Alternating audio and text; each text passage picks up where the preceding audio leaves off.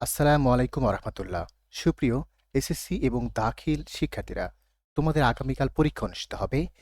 এসএসসিতে যারা রয়েছে, স্কুলে যারা রয়েছে, তোমাদের বাংলা প্রথম পত্র এবং মাদ্রাসায় যারা রয়েছে, তোমাদের কুরআন মাজিদ পরীক্ষা অনুষ্ঠিত হবে। প্রিয় শিক্ষার্থীরা, আজকে তোমরা অনেক চিন্তিত থাকবে, আগামীকাল পরীক্ষায় কি হবে না হবে, অনেক টেনশন রয়েছে তোমাদের। আমি তোমাদেরকে কিছু দিক নির্দেশনামূলক কথা বলবো, এগুলো তোমাদেরকে শুনতে হবেই। ভিডিওটা যেহেতু অবশ্যই নক দিয়েছো, অবশ্যই ভিডিওটা তোমাকে দেখতে হবেই বলছি আমি। দেখো, কয়েক মিনিট সময় ব্যয় করো। সবচেয়ে গুরুত্বপূর্ণ যে এখানে যে বিষয়টা রেখেছি, যে তোমাদের বহিষ্কার বা পরীক্ষা যে বাতিল করবে তোমাদেরকে, এইটা কি জন্য করবে এটা আমাদের জানা খুব প্রয়োজন। কি জন্য তোমাদের পরীক্ষা দেবে কিন্তু তোমাদের জানতে হবে। আর নতুন নিয়ম করেছে শিক্ষামন্ত্রী, জানোই কি অবস্থা। তো কি কি কারণে পরীক্ষা বাতিল হতে পারে এটা তোমাদের জানতে হবে। এবং তোমরা পরীক্ষার আগের রাত অর্থাৎ আজকে কি কি করবে এটাও আমি এই ভিডিওতে বলবো। প্রিয় শিক্ষার্থীরা, আমরা আগে জেনে নেই যে পরীক্ষায় বহিষ্কার বা পরীক্ষা বাতিল কি জন্য করবে। দেখো প্রিয় শিক্ষার্থীরা, 1 নম্বর রয়েছে নিয়ম। আমি তোমাদেরকে বলছি, অবশ্যই কিন্তু এটা তোমাদেরকে ভালোভাবে জানতে হবে। দেখো, 1 নম্বর বলেছে যে পরীক্ষা কক্ষে একে অন্যের সঙ্গে কথা বলে লেখা। এ বিষয়ে তোমরা খেয়াল রাখবা। শিক্ষামন্ত্রী এখন বর্তমান কেমন সে তো বুঝতে পারতেছো। এটা যদি করো তাহলে কিন্তু পরীক্ষা বাতিল হয়ে যাবে এবং বহিষ্কার করে দেবে ডাইরেক্ট একদম। পরীক্ষার কক্ষে কিন্তু কি করা যাবে না, একে অন্যের সঙ্গে কি কোনো কথা বলা যাবে না, কোনো কথা বলে লেখা যাবে না। তুমি নিজে যেটা পারো, নিজে যেটা বোঝো সেটাই লিখবা। কেন অন্যজনের তা দেখার চেষ্টা করবা? অন্যজনের দেখবা না, নিজে যেটা পারো সেটাই লিখবা। এটা নিয়ে আবার ভয় পেও না, আমি বলছি একটু পরে, দাঁড়াও। 2 নম্বর, সরবরাহকৃত প্রশ্নপত্র, অর্থাৎ যে প্রশ্নপত্র দিয়েছে সেটা উত্তরপত্র ছাড়া, প্রশ্নপত্র আর উত্তরপত্র ছাড়া অন্য কোনো কাগজপত্র সঙ্গে রাখা যাবে না। এটা রাখলে কিন্তু বহিষ্কার করে দেবে এবং বাতিল করে দেবে পরীক্ষা। এটা কিন্তু কাছে রাখা যাবে না। তুমি ভুলে, এমন হয়েছে ভুলে নিয়ে গিয়েছো একটা প্রশ্ন, সেটা নিয়ে গিয়েছো, তুমি মনে নাই যে ভিতরে রেখে দিয়েছো।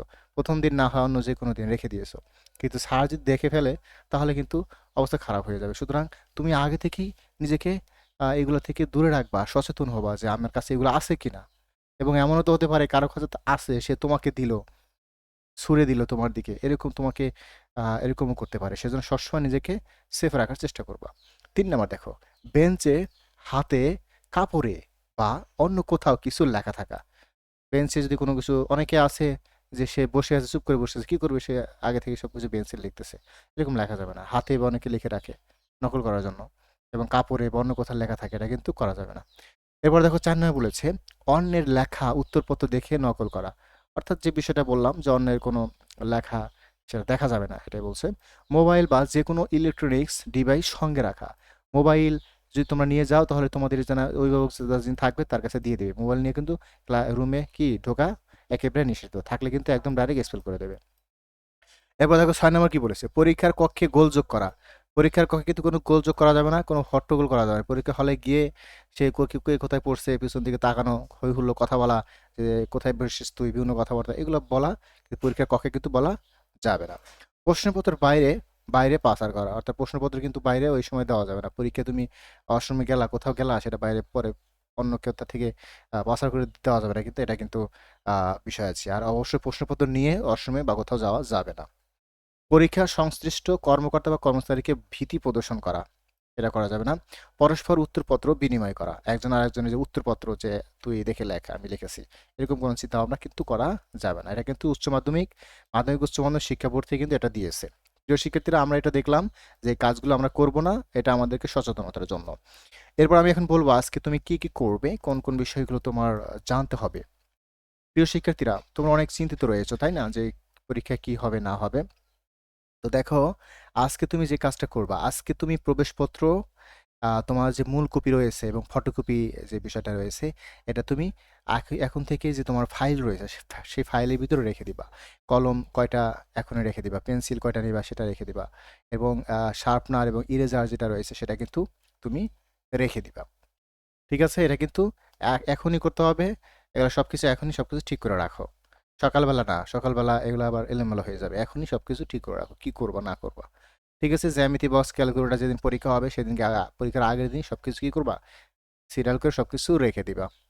এরপর পোশাক, অর্থাৎ কি কি আরামদায়ক পোশাক আগে থেকে ঠিক করে রাখবা। কালকে কি পরে যাবা, কি কোন প্যান্ট পরে যাবা, কোন শার্ট পরে যাবা, কোন জুতা পরে যাবা, সেটা পরীক্ষার আগের দিন আজকেই তুমি এটা ঠিক করে রাখো। তুমি একটা জায়গায় রেখে দাও যেটা সকালবেলা যেন আবার ওটা খুঁজতে যেন আবার সময় না চলে যায়, ঠিক আছে? এরপরে এই কথা এখানে বলছি। এবার দেখো, পড়াশোনার কৌশল অর্থাৎ আগে রাত্রে কি অবশ্যই কি তোমাকে কি আজকে কি খুব বেশি পড়াশোনা করবে না, শুধু একটু রিভিশন দেবে পড়াশোনার পুরনো যে পড়াগুলো আছে সেগুলো শুধু একটু রিভিশন দেবে।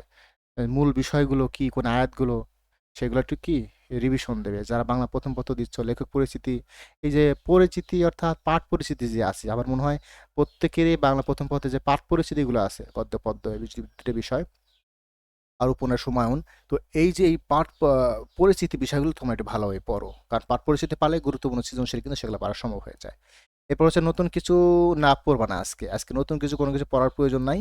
আজকে পুরনো পড়াগুলোই তোমরা পড়বা, ঠিক আছে? নতুন কিছু পড়লে কিন্তু তোমাদের অনেক সেটা আত্মবিশ্বাস তোমাদের কমে দেবে। এরপর শান্ত থাকবে আজকে, কোনো অনেক টেনশন চিন্তিত থাকবা তোমরা যে কি হবে না হবে, তাই না? তোমরা তো আর আগে বোর্ড পরীক্ষা দেওয়া নাই।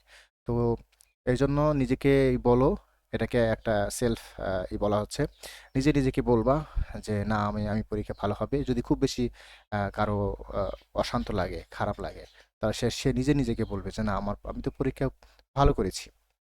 আমি পরীক্ষার জন্য যে প্রস্তুতি সেটা প্রস্তুতি ভালো করেছি এবং আশা করি পরীক্ষা অবশ্যই ভালো কিছু হবে ইনশাল্লাহ। তো এভাবে তোমরা নিজে নিজেকে বলবে। আর যারা পড়াশোনা করো নাই তারা কি করবা? পড়াশোনা তো করতে হবে, তাছাড়া তো উপায় নাই। এরপর দেখো শরীর ও বিশ্রামের যত্ন, অর্থাৎ পড়াশোনা করছো ভালো কিন্তু শরীর খারাপ হয়ে গেল, তাহলে পরীক্ষা কি ভালো করতে পারবা? না, পরীক্ষা ভালো করতে পারবা না। এটা খুব দরকার। অনেক ছাত্র পড়াশোনা ভালো করেছে কিন্তু পরীক্ষার হলে গিয়ে অসুস্থ হয়েছে, বা পরীক্ষার আগের অনেকেই বিশেষ করে দেখবে কালকে অসুস্থ হয়ে যাবে, বা তার ঘুম হবে না আজকে। এটা কিন্তু করা যাবে না। তোমাদের ঘুমাতে হয় পর্যাপ্ত কোনো চিন্তা করে কোনো লাভ নাই। চিন্তা করলে তোমার নিজেরই ক্ষতি হয়ে যাবে। তো দেখো, পর্যাপ্ত ঘুমাবা, 6 থেকে 8 ঘন্টা ঘুমাতে হবে। 10টার আগে তোমরা সবাই ঘুমিয়ে পড়বে ইনশাল্লাহ। এরপর হালকা খাবার খাবে এবং এই খাবারগুলো খাবে হচ্ছে কোনো ফাস্টফুড জাতীয় খাবার খাওয়া। কেউ মেয়েরা আবার ফুচকা যেন খাও না, ফুচকা খাওয়ার সময় এখন না, বা অতিরিক্ত ভাজা পোড়া এরকম কোনো খাবারই আজকে খাবে না। আজকে খাবে যেটা হচ্ছে সহজ পাচ্ছ সেটা, হ্যাঁ? গুরুপাক খাবার কি করবে, এড়িয়ে চলবে। আশা করি বুঝতে পেরেছো। এবং পর্যাপ্ত পানি পান করবে, ঠিক আছে? পানি পান করবে। এই সময় কিন্তু তোমাদের টেনশনে কিন্তু শরীরে হাই প্রেশার, লো প্রেশার হয়ে যায়, তাই না? এজন্য পানি পান করতে হবে। কিছুক্ষণ পর পর পানি পান করবো। আচ্ছা, এটাই এখানে বলা হয়েছে। আর কি লিখেছি দেখে, তো যা যা করবো না, এই যে এগুলাই যে বললাম এগুলো করা যাবে না, এর ভিতরে চলে এসে রাত জাগা যাবে না। এরপরে হচ্ছে সোশ্যাল মিডিয়া ব্যবহার করা যাবে না। এই যে ইন্টারনেটে আসো তোমরা এখন, জানি না কতক্ষণ থাকবে, বেশিক্ষণ থাকবে না, কারণ এইটা তুমি যে পড়েছো পড়াশোনা করেছো সেটা সব তোমাকে ভুলিয়ে দেবে এই সোশ্যাল মিডিয়া। একবার রিলসে ঢুকে পড়লে, টিকটক, ফেসবুক বা ইউটিউবের রিলসে ঢুকে পড়লে তোমার মস্তিষ্ক এলোমেলো হয়ে যাবে, কালকে যে কি পরীক্ষা দিবা সেটা ভুলে যাবে। সুতরাং এটা থেকে দূরে থাকতে হবে। তো আশা করছি তোমরা এদিকে বেশি সময় নষ্ট করবা না, আর তোমাদের পরীক্ষা ইনশাল্লাহ ভালো হবে। এবার অতিরিক্ত দুশ্চিন্তা করবে না, দুশ্চিন্তার কথা বললামই। এই হলো বিষয়গুলো তোমাদের বললাম। তো আশা করছি তোমাদের পরীক্ষা ভালো হবে। তোমরা চিন্তিত হইও না, ভয় করো না, আল্লাহর উপর ভরসা রাখো, নামাজ কালাম পড়ো, কোরআন তেলাওয়াত করো। যদি বেশি খুব খারাপ লাগে তাহলে দেখবা মনটা অটোমেটিক্যালি ঠিক হয়ে গেছে। নামাজ পড়তে হবে, নামাজ কালাম পড়বা, এবং শান্ত থাকো, দেখবা সব ঠিক হয়েছে। বাবা মায়ের দোয়া নিবা, হ্যাঁ? দেখবা সবকিছু, পরীক্ষা ভালো হয়ে গেছে। পরীক্ষা ভালো করছো কিন্তু বাবা মার সাথে ভালো সম্পর্ক নাই, বা নামাজ কালাম পড়লো না, অশান্ত মন, তাহলে তুমি পরীক্ষা ভালো করতে পারবে না। এজন্য সবকিছুই প্রয়োজন আছে। ঠিক আছে? প্রিয় শিক্ষার্থীরা, আমার মনে হলো তোমাদেরকে এই বিষয়গুলো জানাই। তো এই বিষয়গুলো তোমার খেয়াল রাখো, পরীক্ষা বাতিলের কারণগুলো তোমরা মনে রাখো। তো প্রিয় শিক্ষার্থীরা, কেমন লাগলো অবশ্যই কমেন্ট করে জানাবে, এবং তোমাদের প্রস্তুতি কেমন আলহামদুলিল্লাহ লিখবে কমেন্টে, আশা করছি। তো দেখা হচ্ছে পরবর্তী কোনো বিষয় নিয়ে। সবার পরীক্ষা ভালো হোক, তোমাদের সবার জন্য দোয়া করছি। সবাই ভালোই পরীক্ষা দাও শান্তভাবে, ইনশাল্লাহ তোমাদের পরীক্ষা অনেক ভালো হবে। তো ঠিক আছে, আজকে শেষ করছি। সবাই ভালো থাকো। আসসালামু আলাইকুম ওয়া রাহমাতুল্লাহ।